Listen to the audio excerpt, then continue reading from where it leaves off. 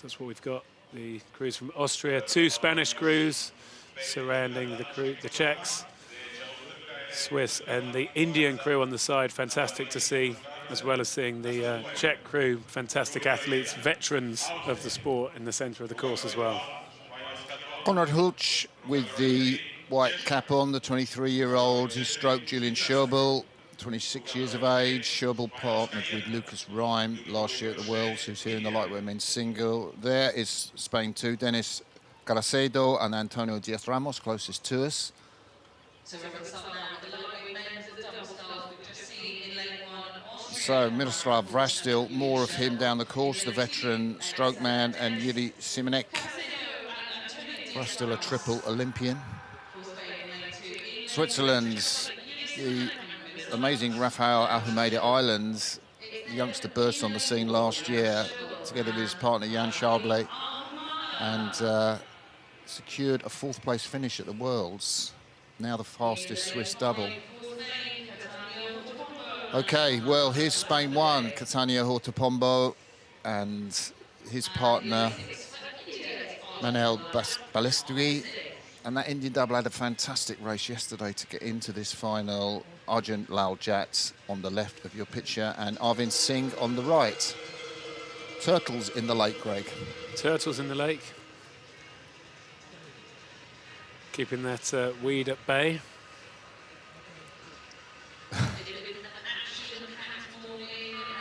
So let's see how we get away.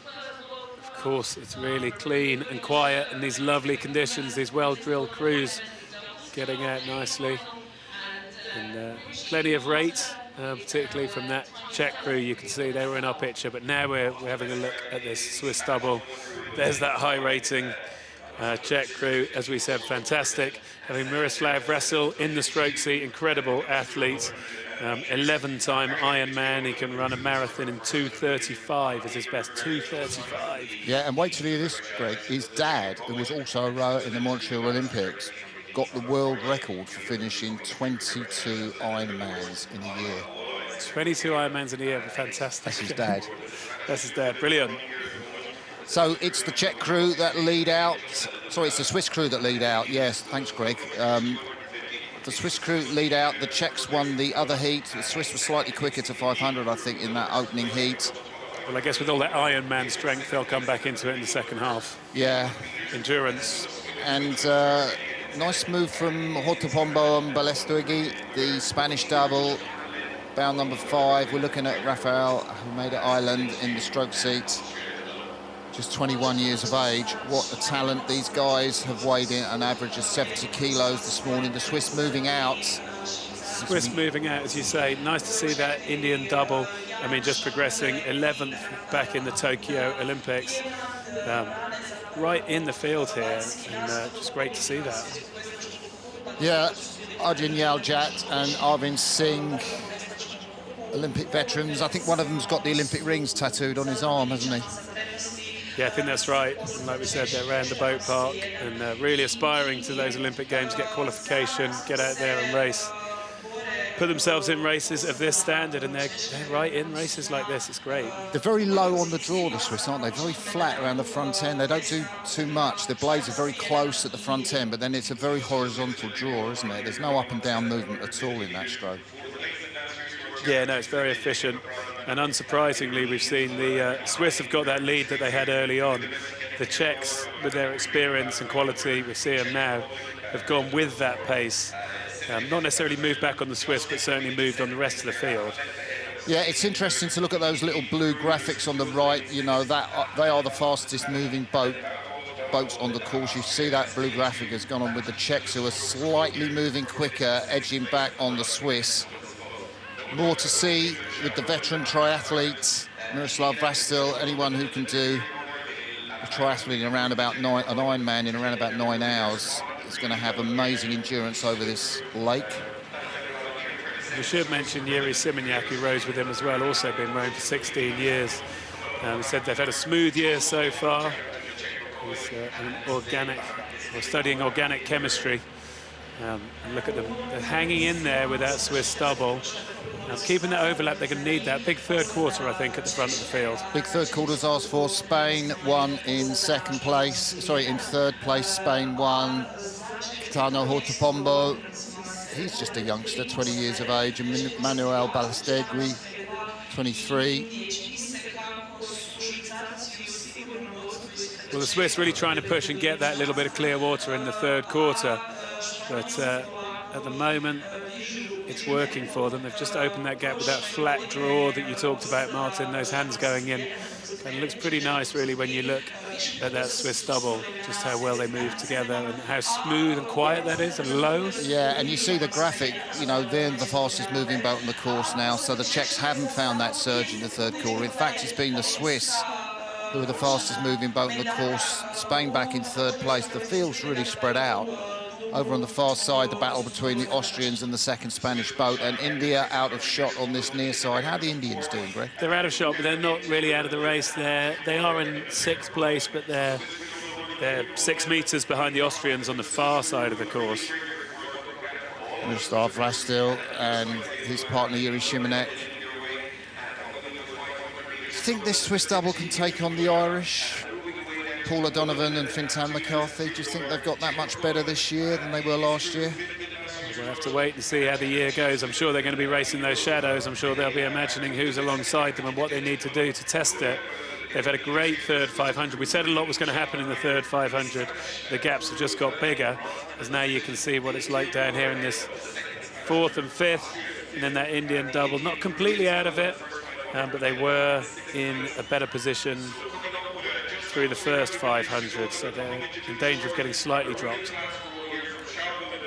So the Czechs, they won the heat, put them straight through into this final, as did the Swiss, but the Swiss scored the faster time in the heat, and it looks like they're winding it through, perhaps losing a little bit of that poise that they had as they go through the gears, Greg. Yeah, well, you can see the stroke rate coming up, but it's still that lowness in the body that you talked about, that there's not any kind of unnecessary vertical movement. So like they're hardly tapped down with their hands. In this clean water, they can keep the blades close to the water. If it was more wavy, you might have to tap your hands down more to get more clearance. They don't need that. They could almost just scull in and out. The Swiss cowbells are ringing. Normally, well, actually, you hear them on any European course, any world course, to be fair. The Czechs coming a little bit back on the Swiss. The Spanish, the fastest moving boat on the course at the moment.